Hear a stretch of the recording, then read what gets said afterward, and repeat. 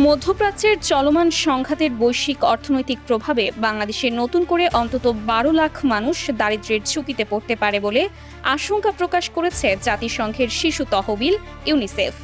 সংস্থাটির এক বিশ্লেষণে বলা হয়েছে, নিত্যপণ্যের মূল্য বৃদ্ধি নিম্ন ও সীমিত আয়ের পরিবারগুলোর ওপর তীব্র আর্থিক চাপ সৃষ্টি করছে।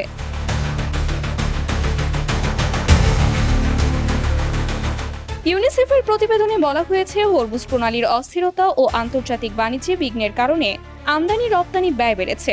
এর প্রভাবে বাংলাদেশের চাল, ডাল, ভোজ্য তেল, মাছ, মুরগি ও শাকসবজি সহ প্রয়োজনীয় পণ্যের দাম বেড়ে সাধারণ মানুষের ক্রয় ক্ষমতা কমে যাচ্ছে।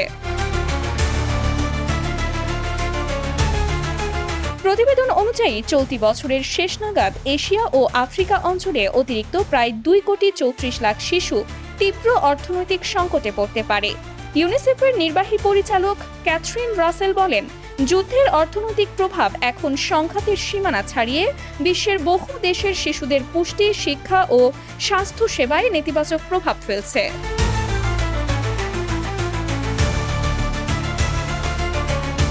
পরিস্থিতি মোকাবেলায় সামাজিক নিরাপত্তা কর্মসূচি জোরদার, দরিদ্র পরিবারকে নগদ সহায়তা বৃদ্ধি, শিক্ষা ও স্বাস্থ্য খাতে সরকারি ব্যয় বজায় রাখা এবং ঋণগ্রস্ত দেশগুলোর ঋণ পরিশোধ সাময়িক স্থগিত রেখে সেই অর্থ জনকল্যাণে ব্যবহারের আহ্বান জানিয়েছে ইউনিসেফ।